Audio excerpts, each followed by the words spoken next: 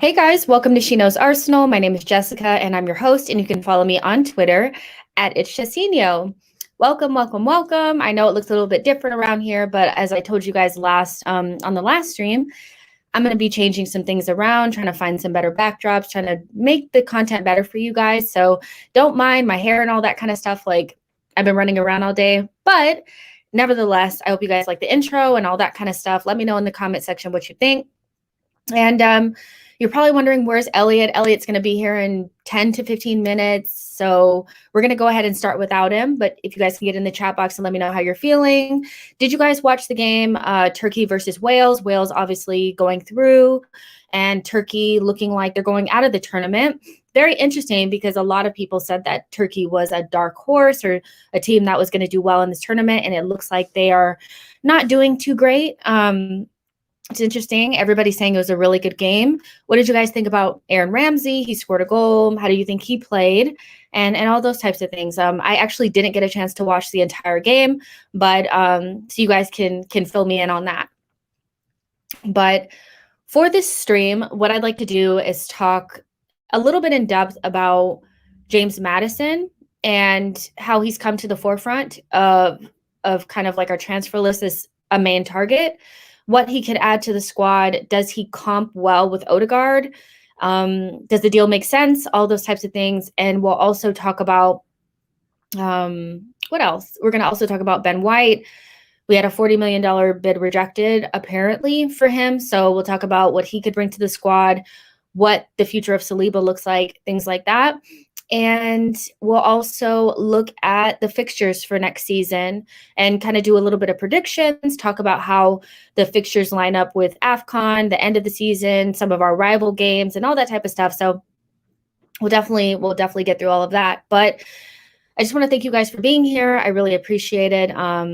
Yeah, liking, sharing, subscribing, that's been awesome. So thank you guys so much for tuning in. And we will talk about Lokonga. I want to talk about him separately because that deal feels like it's getting done. So I want to talk about him a little bit more separate and give him his own special stream. So I'll probably do that either later on today or early tomorrow. Let's see. G is saying, hope you're having a nice day. I am. I have nothing to complain about. Stuart says, hi, Jess. Hi, Stuart. Starboy says it was a great game. G. Kasi says Turkey versus Wales was a very good game. Was it the best game so far of the tournament? AK Gunner says, let's go. I have ranting to do, not happy with our targets from reliable sources. We'll get into that. G. Kasi says Ramsey's movement is incredible. Bale behind everything. How many number one targets do we have? Well, I think we had ideas of what our targets were, and now our targets are so much more clear than they were just a couple days ago. So we'll talk about that, obviously, with Elliot too. Yes, Shikasi, there have been reports that a $40 million bid has been rejected from us to Brighton for $40 million. So we'll talk about that. Robert says, I just wonder what was actually last really good signing Arsenal did. My head is fuzzy today. I don't know. It just seems like so many bad signings mixed in with maybe some decent ones. But I would say Tierney is a good signing. Gabrielle is a good signing. So those are the two that I can really think of as of recent. Van Auger says, good afternoon, Jess. Good afternoon to you as well. Yeah.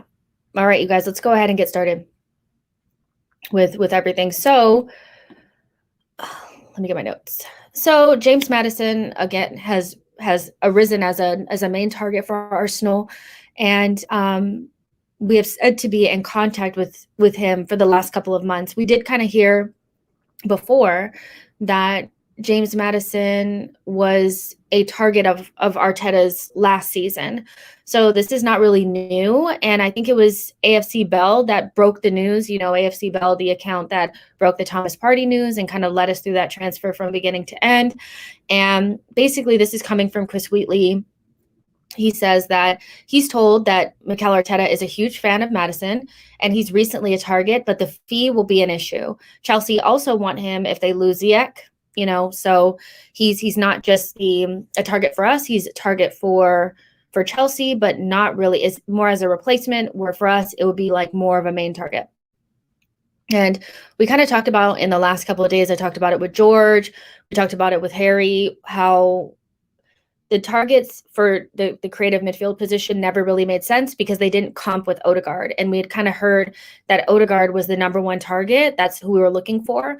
And if we were looking at DePaul, if we're looking at Buendia, those players don't comp at all with Odegaard. They're not similar. They don't really play the game similar. But for me, this is a lot more in line with the Odegaard type 10 that maybe the team is looking for or the club is looking for. So it makes a little bit more sense to me, right? So let me show you guys this. So this is the comps for comparison of Madison versus Odegaard, which I think is pretty interesting because I wanted to see if they actually were similar, and they really are. So if you just look, and I actually compared them from 2019-2020 season because they both played 31 games in that season. Madison has been in and out, and Odegaard's season has been a little bit like rocky because he wasn't playing at Real Madrid, so I wanted to get good numbers. So they played about the same amount of minutes. Goals scored for James Madison was 6 last season. Martin Odegaard scored 4, and Odegaard had 6 assists last season, and James Madison had 3. So James Madison scores more goals, Martin Odegaard gets more assists. Either way, they're both pretty high production like players. And then when I went down to goal and shot creation, I mean, they're pretty similar, 76, 75 for completed live ball passes. They're very similar, you guys. Like, I don't want to spend too much time on these comparisons, but I mean, the numbers, when you just look at them, passing types, like passes attempted from free kicks, pretty similar. Everything is pretty spot on. There's not really that much of a difference. So dribbles, let's look at that. Dribbles attempted 83. Odegaard did a little bit more than that, but from successful dribbles, 56 for Madison, 63 for Odegaard. I mean, they're not really that far off, in terms of what they could add, in my opinion. Goals are pretty much the same. They play in the similar part of the pitch. Shots on target, Madison had 18, Odegaard had 17. I mean, Madison does take more shots. He took 74 shots last season, and Odegaard took 50. So Madison, to me, seems a little bit more like he wants to score goals, whereas Odegaard is more of the assister. But again, their numbers are pretty spot on. Like, there's not much between them, pass completion percentage. James Madison is at 76%. Martin Odegaard is at 80. So they're fairly similar, which is good. So when we're looking at comps and we want to see if it makes sense, it does. If Odegaard was really our number one target, which is what people were saying, So now what I want to show is just Madison alone on his stats and see what he's good at. So here what we can kind of see is he's pretty high in the percentiles for like non-penalty goals in comparison to attacking midfielders and wingers, right? Shot total, 96 percentile, so he likes to take a lot of shots. 82nd percentile in assists. Expected assists, 84%. Shot creating actions, which is important. Per 90, he creates 4.86 shot creating actions, and that's in the 85th percentile. So that's pretty high production, right? And then passes attempted, 86 percentile. So really, his attacking numbers are really, really good, up there with the best of the best. Progressive passes, 85th percentile. So shots per 90, he takes at least 3 shots, which is something that I think for Arsenal fans, we're like, can you please shoot? Can you shoot? And he does that. So that's good. That's a good sign. So that's what I wanted to show there. So yeah, I think his attacking numbers are really good. Obviously, we can see that he's not really that great defensively, but if you play with a 10, which it seems like we would be if we were looking at James Maddison, then you would need 2 really protective midfielders in behind, and that's where Thomas Partey / Obasuma would come in, right? So I like that. I like that about him. Now, I also want to show you guys, just so we can kind of talk about the deal, and we can also talk about the player in general. All right. So Maddison had a kind of up and down season last season. I don't really think that he was at his best. I think he was injured quite a bit. That being said, still 2020, 2021, 8 goals in the Premier League and 7 assists. 8 goals and 7 assists. Like altogether in 42 appearances, he had 11 goals and 10 assists. That's very high production for a player that didn't play as much as he usually plays, right? So I like those numbers. I like those numbers a lot. Like, just think about how different our season would be if we had a 10 that could score 8 goals and get us 7 assists. That's really good. And I also had looked at something else as well. I didn't show it on the thing, but his expected assists were higher than the assists that he actually got. So I think it was like his expected assist was like 7.4, and he only got 3, which basically tells you that maybe his team wasn't as clinical as they should have been. So he could have actually gotten more, which is really, really good. And for a team that's like dying for creativity, dying for goals, dying for somebody to take the reins, I think that makes a lot of sense to me, versus like an Odegaard who is more of an Ozo. We need somebody to take the reins and that actually will score goals as well. So okay, let me go back because I have so many tabs open.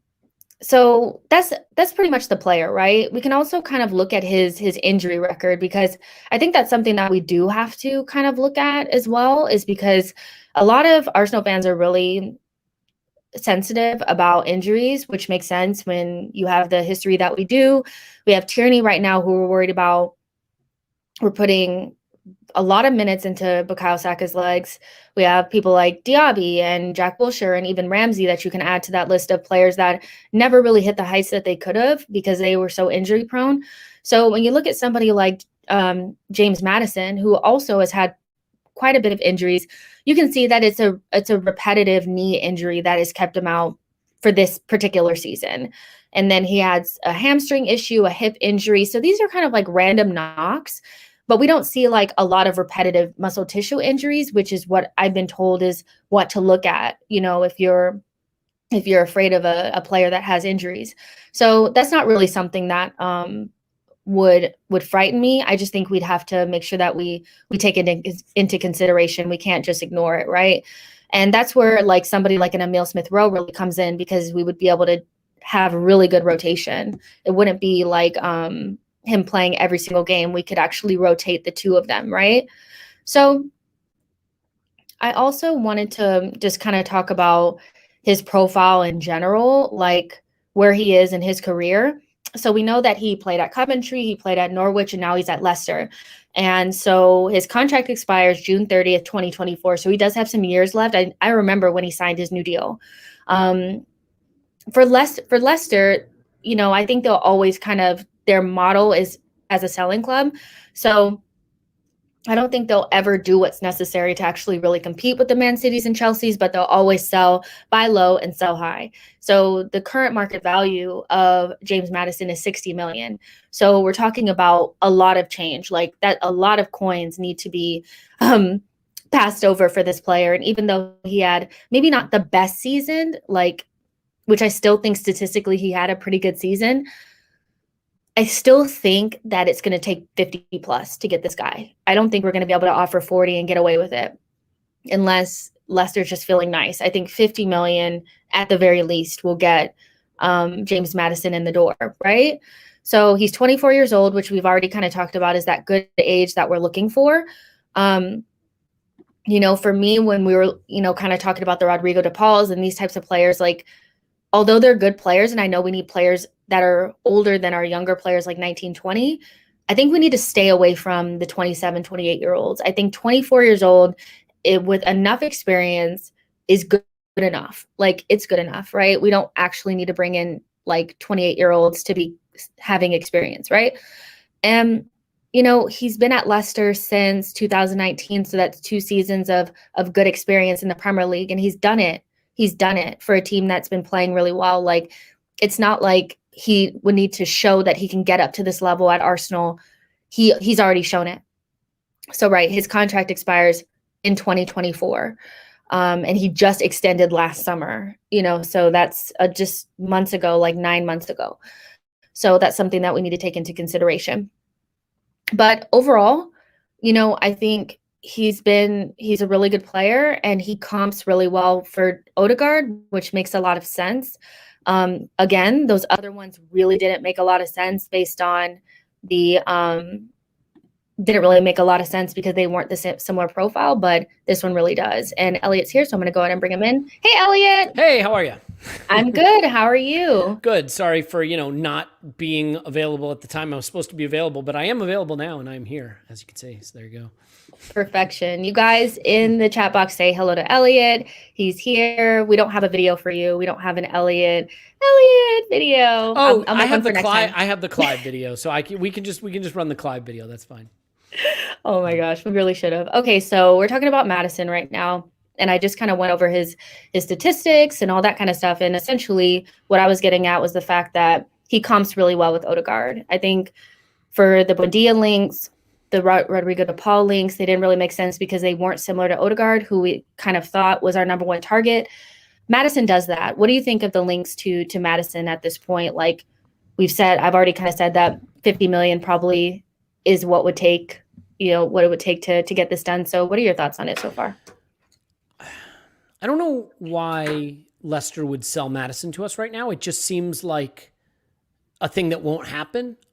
I guess I can't understand, for their project and for what they're doing, I don't know why they'd want to do that. I mean, again, they've gotten where they have by selling intelligently and buying intelligently, which are two things that would be super cool if Arsenal started doing them. But he's relatively young still. I think that they could probably get a little more money in a couple of seasons when the COVID thing shakes out. Now, to be fair, the only people that have any money to spend are Premier League teams right now. And I don't know why Madison would be pushing to join Arsenal right now, right? Normally you'd say, well, he's at Leicester, Arsenal's a bigger club, that's why he wants to move. I guess we can offer bigger wages, but I would think that for Madison, it might be a good wait and see opportunity. I'll stick it out at Leicester. I'm going to be playing European football, which I won't get at Arsenal, as scary as that is, and then see who's in for me next season. So yeah, I mean, I like Madison. Don't get me wrong. I think he makes us better. I'm starting to come around just to the idea that, like, first of all, I wanted Buendia. I think it sucks that we didn't go for him, and we put all our eggs in the Odegaard basket, and it already looks like that basket has a massive hole in it, so that's not great. But I'm starting to come around to the idea that between Smith Rowe, Saka, Martinelli, Pepe, Aubameyang, Willian, if we can't get rid of him, and Lacazette if we can't sell him, that's your front four. Go buy 2 world-class central midfielders and a great right back, and that can be your business this year, and see how it goes, because we only have the Premier League. So I get that you're riding a little bit on the luck of Smith Rowe staying fit, but he was such an indispensable part of when we were good last season. Lean into that. You have 38 games that matter, and I think what you could do, Jess, is then like see how that shakes out. And if, God forbid, you do wind up losing Smith Rowe a little bit, all right, maybe you have to get flexible and let Saka play that role a little bit, or come up with some solutions that you don't like quite as much. But it does seem weird to me to go spend big on Madison to play a position that Smith Rowe already plays pretty well, and then start to have players who aren't getting into the matchday squad. If we had Europe, if we had fixture congestion, I might feel a little differently. I'm not saying that this is a fully formed idea yet, but I'm starting to lean into the idea that we could potentially skip that position altogether if the right option isn't there. I see that too. Like that for me, the cam position is a little bit less of a priority because, like you've already said, we have good players that can kind of play across that 3, but the central midfield is what we really need to get right. And I see a lot of in the comment section. I get it. It's like, why would Madison leave?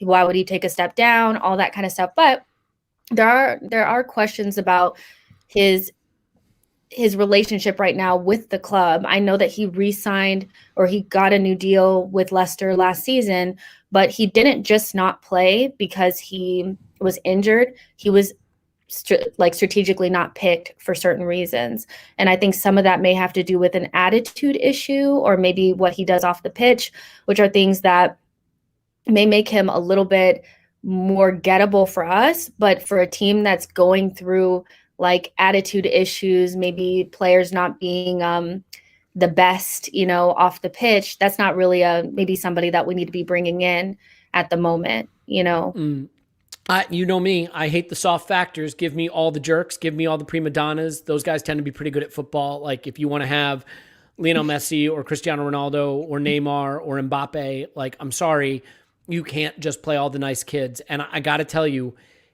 I don't want a coach, and if Mikel Arteta is this guy, then he can get out as far as I'm concerned.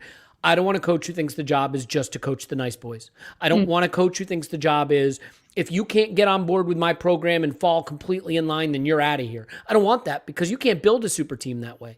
Certainly not from mid-table. All right, if you're Pep Guardiola having won everything and you have $250 million to spend every summer and you've won everything, except the Champions League recently, maybe you can afford to freeze out the Leroy Sanés of the world because what do you care? But I am sorry, part of the job is managing the egos. That's part of it. And if you ever want to have the great players at your club and you want them to stick around, you have to show that you can manage them a little differently than just everyone get on the boat and row in the same direction and be good team players. So screw that. I'm sorry, Mikel. And I'm not saying he can't do this, by the way. That's not my point. But my point is, if your only thing is I only want to coach the guys who are good, hardworking, nice boys who are fun to have in the dressing room, well, you can go do that somewhere else because you're never going to build a big club squad that way, in my view. Yeah, I tend to agree with that. I think he needs to be able to deal with the players with rough edges. They can't always be perfect like Saka. We know that he's probably shining light, does all the right things, but not every player is going to be that.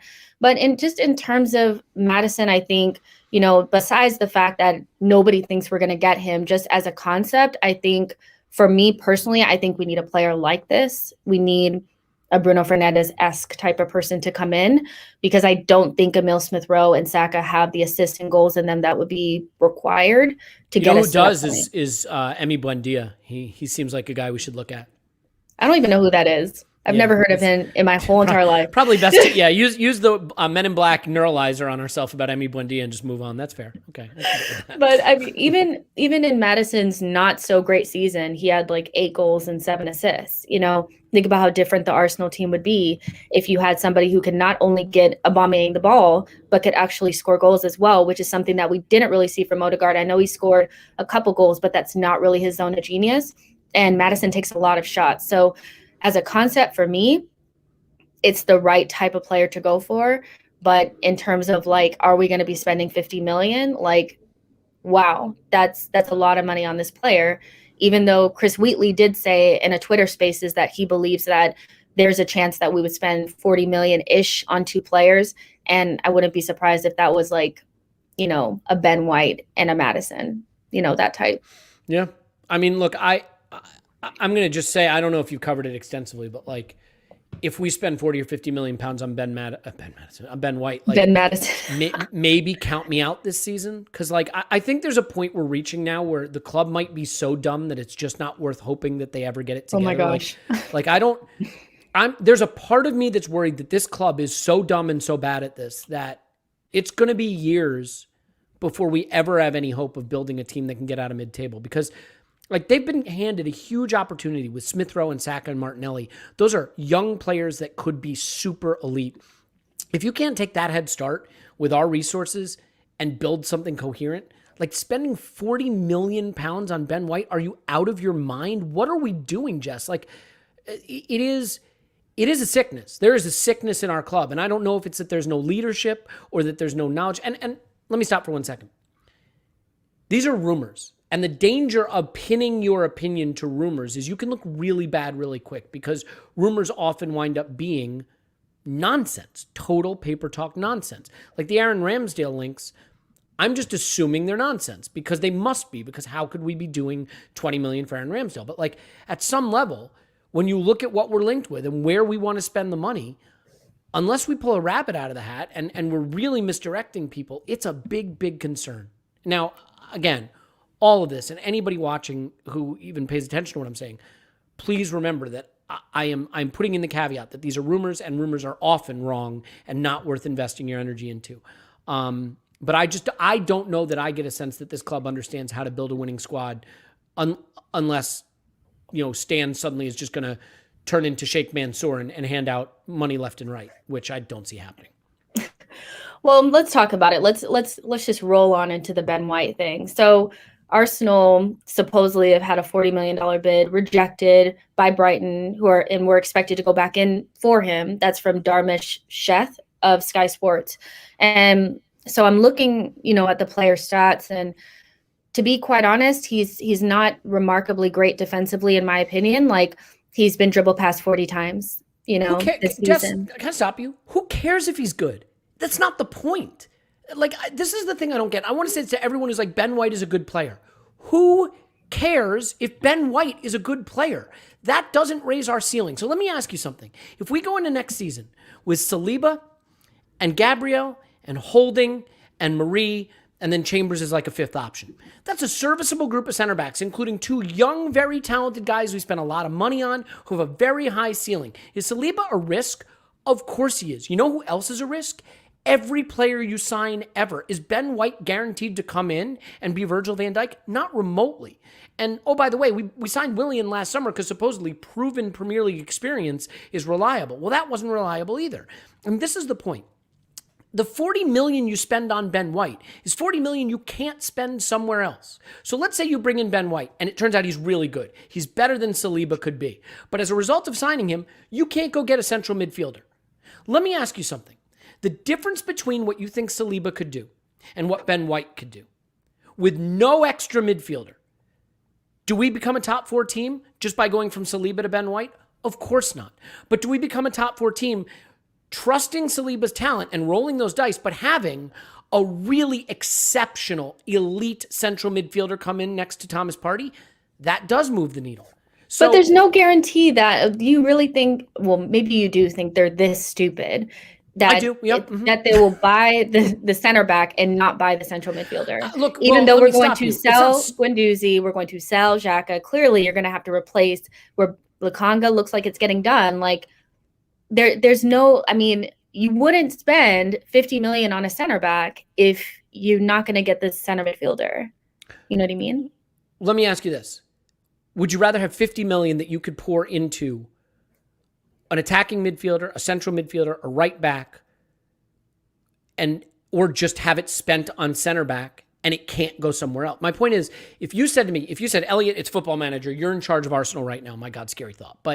And I've got a pile of money that I can spend. And you say, take 50 million out of that pile and use it on a center back. I'd say absolutely not. I'm going to roll the dice with the core of center backs I have. Defense wasn't our problem last season. And oh, by the way, we started games with Mustafi last season. We started games with David Luiz. He lost for us. Sure, he was good at times, but he lost his games. And all I keep hearing is what we really need in a right-sided center back is a passer. You know what Saliba's elite skill is? Distribution. He was one of the top 3 passers in league on full stop. So I just say to the people who are like, well, he's a risk, he's young, he is a risk. They're all a risk. We spent 25, 30 million pounds to get him. We loaned him back out for 2 years. Every place he's been, he's met the standards or exceeded the standards. At some point, you trust them or you don't. And the irony is, the guy who basically saved our season last season in the Chelsea game was an untested 20-year-old in Smith Rowe. Our player of the season was a relatively untested 19-year-old in Saka. But suddenly, we can't trust a hugely rated, hugely talented center back we paid a lot of money to get, who, oh, by the way, his teammate went to Leicester and at 20 years old started every game and they finished in the European places. So give me that 50 million pounds and let me put it in. I mean, maybe instead of Lukonga, you get a Camavinga, because instead of having 40 million to spend, you've got 90 million to spend. Jess, that's the point. You have to think about the whole squad. Every player you buy is a player you can't buy. And buying Ben White for 50 million pounds, is he better than Saliba? Let's say he is. But it's not just that. It's what you can't do with that money by buying him. So this is a long rant. If it was up to me, though, like I get that. On my notes, it says, this seems dumb. On my notes, it literally says, this seems dumb.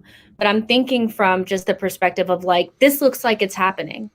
So that's why I'm like, okay, let's try to make it make sense. If we get Ben White and we don't get a midfielder, yeah, I'm gonna be upset. But I'm coming from the perspective of like, you literally cannot get this guy and not get the midfielder, right? But just that 50 million's coming out of somewhere. It's you know what I mean? It's someone better we can't buy, right? Because maybe unless you think like, Stan's just really going to splash the cash, you know? I mean, I don't know, you know, but we know Arteta and his center backs. We know how he feels about them. But Ben White also, something that we haven't spoken about, also plays a position that we really, really need, which we haven't been. He plays right back. Why? Oh, right. Well, yeah, but we're not spending 50 million to shoehorn Ben White in the right. I mean, that's a Callum Chambers solution. Like, I would not be surprised. We haven't been reliable right. To a right back. Then that's just as dumb. If you're going to spend 50 million pounds to take a guy and not play him at the position that's like his, like, if we want a 50 million pound right back, Jess, there are right backs we can buy that are going to blow you away. You don't need to buy a Brighton center back and convert him to right back for 50 million pounds.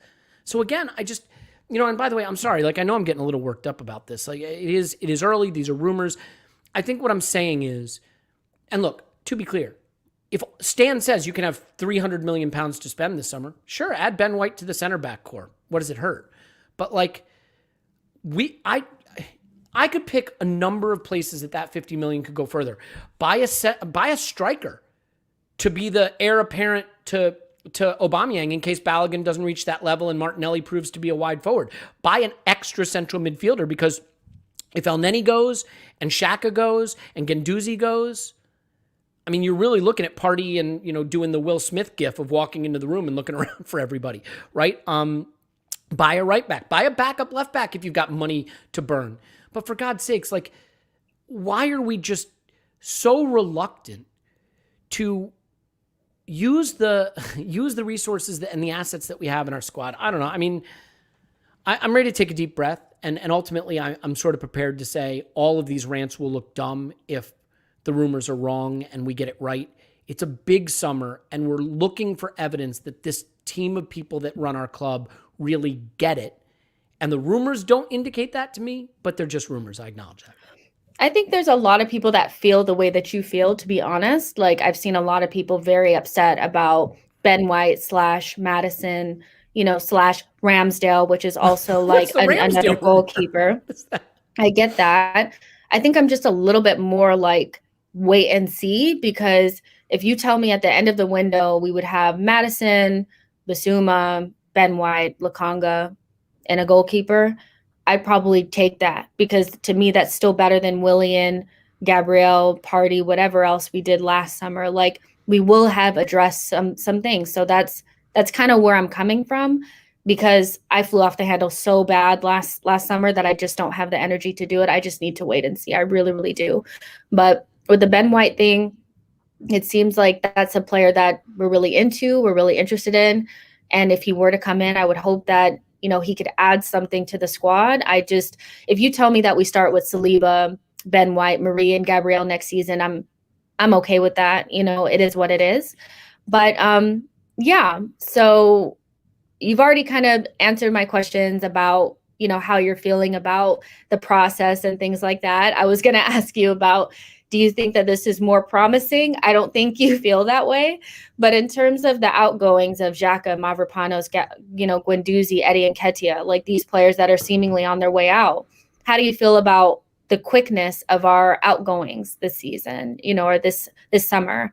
Isn't that better than windows past? We're usually kind of sitting here like, are you going to freaking sell somebody or not? Who's gone? They're going to leave, Elliot. Oh my gosh. Okay. Elliot, the transfer window is taking you down. The window's taking you down. I'm just asking. You're saying, are you happy with how the outgoings have happened? Well, and I don't see any that have happened. So who's gone? They're progressing. Again, look, I will say that I'd be very happy if some of the players that we look like we're moving on get moved on for the fees that are rumored. But yes, I like what it seems like we're going to do. Absolutely. I just think, we got to actually get those over the line. So, Nketiah has to be sold. Xhaka has to be sold. Elneny ideally would be sold. Why Elneny? Why does he have to be sold? He's bad at football, I think, is probably the biggest reason. It would be Elliot, he doesn't have to go. He has to go. Doesn't have to. Oh my gosh. Well, let's put it this way. He doesn't have to go. He just doesn't he has no purpose being at the club. He's like tofu. He's just there occupying space. Oh man. Yeah, look, I don't know. I mean, I think there's a lot to do in one summer. And what I probably need to accept, to your point, Jess, is that we can't sell all the players that are probably superfluous, and we can't buy all the positions we need, which is sort of part of why I don't want to spend big on positions that would be way, way down the list. I saw someone in the comments say, well, what if we sell Mavropanos and Holding? Then how do you feel about Ben White? I mean, I guess there is a point that if we sell Holding and Mavropanos, and by the way, Mavropanos looks really, really good, but he can't stay fit, so I can understand if we want to move on from that. Then, yeah, I'm kind of cool with maybe adding in another right-sided center back. I just think $50 million is such a big expense. You better be getting a star, and I think we may already have a star in the guy that we spent $30 million on when he was a teenager. So is it just about Saliba? Is that the anxiety? Take Saliba out of it, and it's just, if that's Mavropanos sitting there waiting, is it the same? Is it more about Saliba? Because my only anxiety about Ben White is not about the player at all, because I think he's a good player. It's about being inconclusive or not sure about the future of Saliba. If Saliba's there plus Ben White, I'm not upset. It would sort of be like saying, what if we go linked with a really, really elite right winger? I mean, we don't need that. So don't buy that. You know what?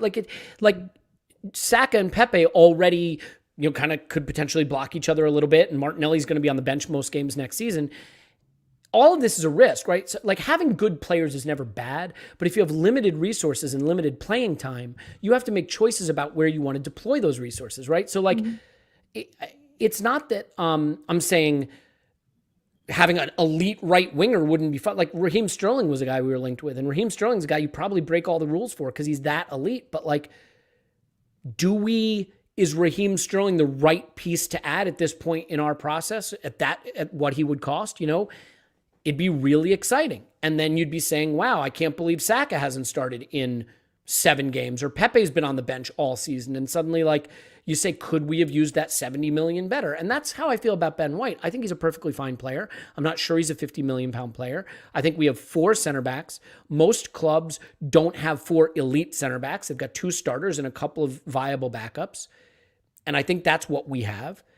And I'd be fine with that. And then, I want to clarify one thing with the Elneny take, because I know people get really frustrated about this.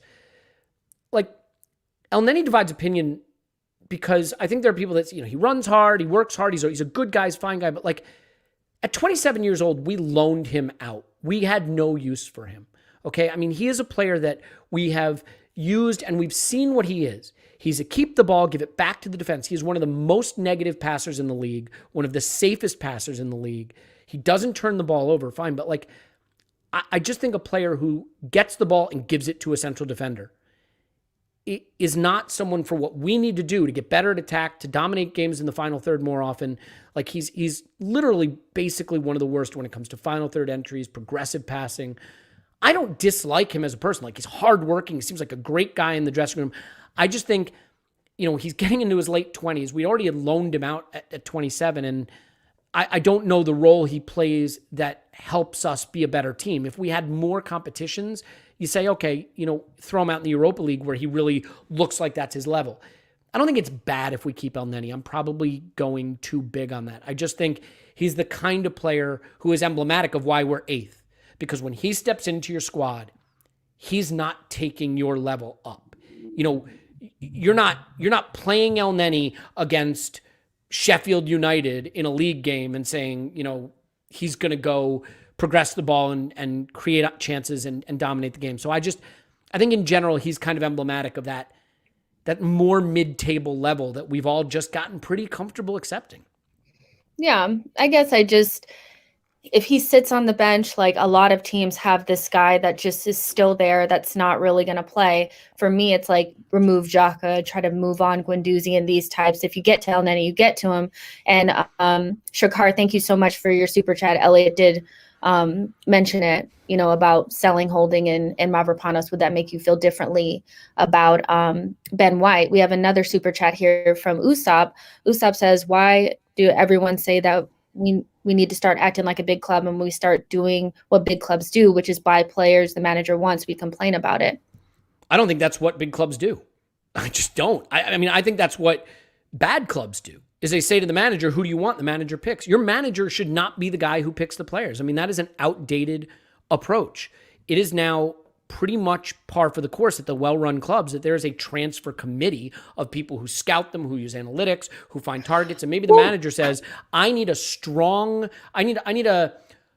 big engine right-sided midfielder who's good at progressing the ball. And the transfer committee comes back and says, here are the players that fit that profile. Is there one of these that you happen to like? These are the ones we recommend for you. And they work collaboratively. And I think that that's how good clubs do it. The idea that, a coach in his very first job in his early 30s should be able to just dictate which player we pick, not having any experience running a club, and start spending 50 on this guy and 70 on that guy and 30 on this guy and handing out the wages, and he should just get the final say. Why should Mikel Arteta get the final say on players? Like, he doesn't have the track record of knowing how to do that. So I don't think that's what a big club does. I think that's how you wind up in trouble when you turn your young coach into basically the king of the club and let him just pick and choose the talent he wants. I think that's dangerous, especially considering, what if we get off to a bad start and he's sacked in December? Then how are we going to feel that Mikel Arteta just got to pick the players he wants? I don't know that we want to be that kind of club, personally. I do think that the bigger clubs don't not bring in a good player because they already have a young player in that position. I don't really view that as not a big club mentality. We know Man City, Chelsea, Manchester United have multiple good players in one position. We're not in their position now, but not it's economically kind of either. Not economically. But we don't know. We don't know what money we have. Like, we're assuming. We know we don't have City or Chelsea money, right, Jess? That. But we know that we're probably more on par with Manchester United, and that's not going to stop them from bringing in Trippier when they have Aaron Wan-Bissaka. They make 3 times the money we do. I guess it's just like we have a different sense of what is realistic economically, and we don't know. You're absolutely right, especially in a COVID market. It's really whatever Stan wants to do. And to Usopp's follow-up question, are you saying that Pep and Klopp have no say in who they get? I'm not saying that at all. I'm saying that they don't say, this is the player I want, go buy him. Certainly not at Liverpool anyway. We know that's just not how Liverpool operate. They don't let their coach just pick the players. Pep might get 2 more. Because the thing, what the money does, Jess? The money doesn't just get you good players. The money makes it so that mistakes don't kill you. Mm-hmm. If City buy a player for 70 million and he flops, it's fine. It doesn't hurt them. We can't afford to buy a player for huge money and have it not work out. The thing that I think is weird is we have finished 8th. 2 seasons in a row, Arsenal Football Club, 8th, with the 4th or 5th highest wage bill. And yet there are some people that are not prepared to say any mistakes were made or that any error of resource allocation was made. And I guess I would ask those people, like, we didn't finish 8th by accident. It's not just, oh, there was an injury or the coach was learning. A club with the 4th or 5th highest wage bill finishes 8th in consecutive seasons because they've spent the money poorly. Like, that's how I see it. And so I just think looking beyond the way we waste resources, to me anyway, Jess, is a fool's errand, because I can look at Liverpool or even Leicester to some extent and say, how can Liverpool win a Champions League and a Premier League with a budget that's basically what ours is, similar kind of economic situation, and we can't see the very clear concept that having a more sensible approach to buying and selling is how you get there. That's all. Yeah, for sure. And Usopp, that was Elliot's response to your super chat. Thank you so much for putting that in. So before we get out of here, let's go ahead and look at the fixtures for next season. Let's go ahead and look at those really quick. Let me just share my screen. All right, so we can see that here. So what I kind of wanted to do was look at kind of like the first 6 games. We'll do that towards the end. But I wanted to look at the AFCON dates are between January 9th and February 6th, which I was really worried about. We'll obviously have big players out like Thomas Partey and Pepe and Aubameyang, and El Neni will be out as well. So I wanted to look at that, and that was really important for me to kind of see. And from here, it doesn't look that bad. It's January 9th through February 6th. And during that time, we'll play Tottenham, Burnley, and Wolves. So unless somebody comes back and they're in really bad shape or they go really far in the tournament, it looks like we may have dodged a bullet there. What do you think, Elliot? Yeah, I just want to answer one thing real quick in the chat, because Molly, Molly says we should be fans more and accountants less. And I really want to make this point real quick before I just touch on the fixtures, Jess, if you don't mind, which is just... Mm-hmm. I couldn't agree more. Like, I want to be clear. If you're not someone who likes the squad building side of it and these resources could go there and resource allocation, like you're allergic to that kind of discussion, I absolutely get it. It's not our job as fans to spend the money, to allocate the resources, to get it right. And if you just want to see fun players come to Arsenal and that's, and you don't, it's not your job to be the accountant, that is absolutely cool with me, by the way, Jess. Like, I don't think anyone has to do it the way I do it or engage with it the way I engage with it. I happen to... that's weird. Where'd my camera go? Wait, do you still hear me? Or did you just... Yeah, we can hear you. Yeah, we just lost your camera. Silly camera. Well, you know what we'll do? We'll just switch cameras. How about that? So, yeah, I just think... watch this. Boom. No? No, you're still gone. Oh, that's silly. Anyway, I will just talk for a minute and then I will fix it when I stop talking, which is just, as fans, we can do being a fan however it is best for us. And that is, oh, yeah, there we go. I'm back, but I hate that camera, so let's fix that camera. We can do being a fan whichever way we most enjoy. And the way I most enjoy is to really get into the weeds and think about this stuff that way, but that doesn't mean it's right. So to your point about the fixtures, in January, Jess, the only thing I would worry about is you don't know with the AFCON, how far they'll go in the tournament, but also, what can happen during that time. International tournaments are taxing as it is. There have been situations in the past with the African Cup of Nations where we've had players come back and not be able to play for, literally months. I think Kolo Toure missed a whole season once. Obviously, Aubameyang got malaria on his last trip. So I think you look at the schedule and you say, I'd love not to have to go to Tottenham diminished. That'd be nice. There's only 38 games for us that matter next season, and the derbies are going to be probably the 2 most important ones in terms of caring about them, and having the away derby played without our AFCON players, without our African players, that stinks, I think it's interesting. One of the things you're looking at is, I don't know how solid Mikel's footing is, but so another thing you sort of look at is, in a season where we don't have the midweek games to break it up and change, how fast a start can we get off to? And that August of Brentford away, Chelsea and Manchester City, that looks tough, because Brentford, you should win that, but it's tricky. But if, God forbid, that goes wrong, you then have 2 games where we'll be the underdog in both of them. And, again, with no midweek to be like, oh, well, at least we beat up this European minnow we can feel good about.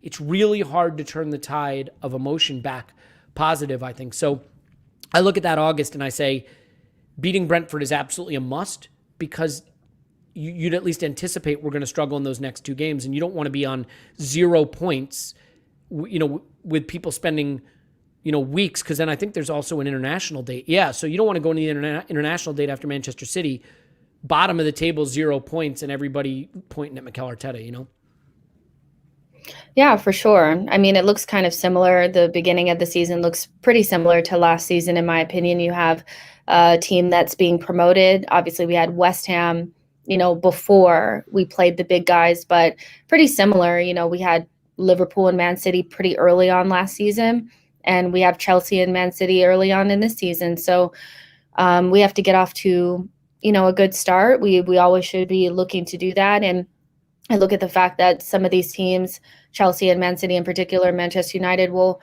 have a lot of players out from the Euros. If they go far deep into that competition, they may be a little bit unsettled.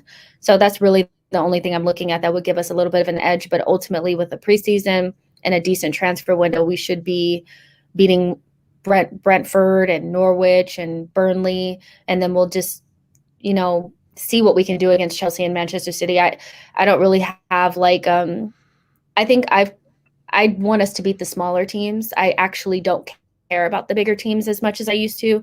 That whole we don't compete with them. I think we got our wires crossed. We need to actually be able to beat the Burnleys and 2 times, both times, so those don't really bother me that much. But then once you get past January, I think it's good. It's good past them, because we've already played Chelsea twice, I think, by that time. By February, we will have played Manchester City twice. And then it kind of looks like the fixtures are a little bit more likable, going after January. So for you, can we just kind of maybe guess on our first 6 fixtures? How many points do we think we're going to get from those first 6? What do you think? Let me see. I'm going to go with we beat Brentford, Norwich, and Burnley. So that's 9 plus a draw against Tottenham and Chelsea, and we lose to Manchester City. So that's 11. I think we'll get 11 points. Fantastic start. I think we will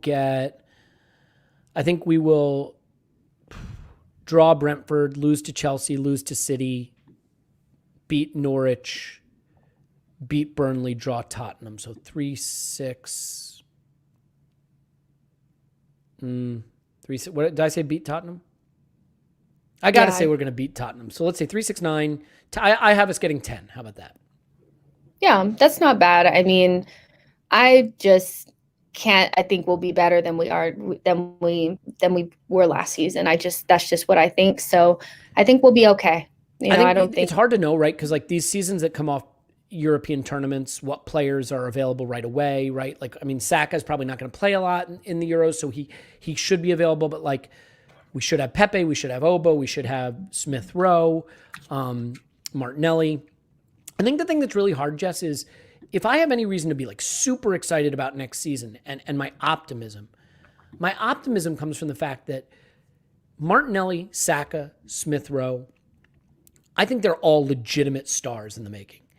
And they could be a little better than they were this past season, but they could also be a lot better. Young players, sometimes it just clicks, right? And they go from pretty good to out of this world. It happened with Raheem Sterling. And I think there's a chance, Jess, that if we have a big season upcoming, it comes from the fact that those young players take a bit of a leap, and maybe we get a season from Oba that's a little more like what we hope for. I realize he's not getting any younger, but we're going to need him to look a little bit more like the Oba we know than the Oba we had this season.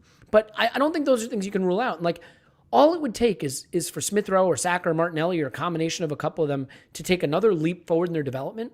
And we could look really good just based on that alone, Yeah, for sure. I do think that they will be better than they were this past season, especially if they get some playing time. My biggest fear is just, where the goal is going to come from, where the assist going to come from. I think Saka and ESR, as good as they are, they're not ready. And I would like to see us maybe lean a little bit more on Pepe, give him more of that responsibility, and get a rotational 10 in there, with Emile Smith Rowe, and not put so much pressure on him. I think if we get the summer right, we'll be better. I think there's a really good point that somebody made. I can't really, I see. It's like, I do believe that Arteta knows what talent looks like. I think the players that he's identified have been right. Whether we like how much we pay for them is not, it is what it is. I tend to like squad building conversations just like you, Elliot. But because I know, like, I feel like these are actually concrete rumors, I start thinking in terms of that, whether or not I think it's smart. Like, obviously, James Maddison, for the amount it would cost, I think you could probably find somebody a little bit cheaper, and be on your way. Ben White as well. Like, do we really need a center back? But for me, when I look at them, if they were to arrive at the Arsenal, like at London Colony, and we got Basuma as well, I would, I'd be fine with that. I would say that we addressed a lot of our issues, but that's just me. But yeah, let's go ahead and end it there. You guys, I told you that later on, probably, let's say, I don't know, 10 p.m. UK time, I want to do a longer video on Lokonga, because I think that's a really interesting profile that we've I'll watch that. Yeah. Yeah, because he looks like quite the player. So we'll do a little bit of a longer profile on that. And yeah, make sure you like the video and subscribe to the channel, and make sure that you guys are also following Arsenal Vision. It's Arsenal V, right? Arsenal V podcast. But you can just go to arsenalvisionpodcast.com and all this stuff is there. And yeah, I mean, it's not just me being hysterical. There's actually a lot of good stuff contributed by Paul, Clive, Tim, and Scott that drowns out my hysterical misery. I'm actually super excited for the upcoming season because I love our young players. And if there's ever a reason to love Arsenal right now, love Saka, love Smith Rowe, love Martinelli, love Kieran Tierney. I mean, there's some fun. Thomas Partey, if he can stay fit. So yeah, I don't want anyone to think, Jess, that my only take here is that everything Arsenal is bad. I don't think that remotely. I actually think the best things about Arsenal are the young players who I love watching. The worst things about Arsenal, I think, are the people running the club. But we can't control that. So just enjoy watching those great young players. Yeah, for sure. Make sure you guys are, and I'm a patron of Arsenal Vision, so too kind. I love it. So if you guys want to be a patron, you guys should go sign up. I'm a fan of your work, as you know, Jess. Oh, big fan. Thank you so much, and I'll talk to you guys soon. Bye, y'all.